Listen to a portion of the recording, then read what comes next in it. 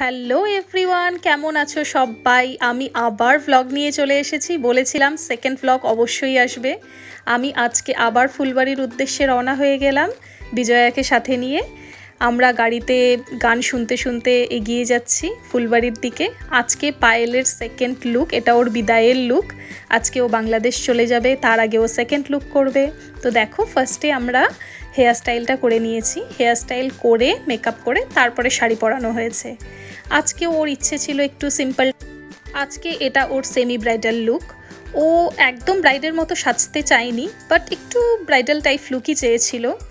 আর এই মেকআপটা নিয়ে ওকে রাত অবধি থাকতে হবে, তো বলেছিল দিদি একদম ওয়াটারপ্রুফ মেকআপ করে দিও। আর দেখো, আমাদের মেকআপ কমপ্লিট, হেয়ার কমপ্লিট। বিজয়ার শাড়িটা পাট করে পরিয়ে দিয়েছে। এটা হচ্ছে পায়েলের কমপ্লিট লুক। ওর তো ভীষণ ভালো লেগেছে। তোমাদের কেমন লেগেছে তোমরা অবশ্যই জানিও।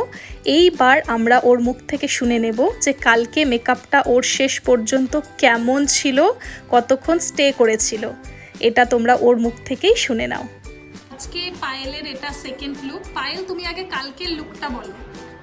সবাই অনেক পছন্দ করছিল, আর সব থেকে বড় কথা অনেক লং টাইম ছিলাম না, সেই দুপুর থেকে একদম রাত পর্যন্ত কোনো কিছু প্রবলেম হয়নি। তুমি ভোরবেলা উঠিয়েছো মেকআপ? হ্যাঁ, মেবি 3 বাজে, একদম 3টার দিকে।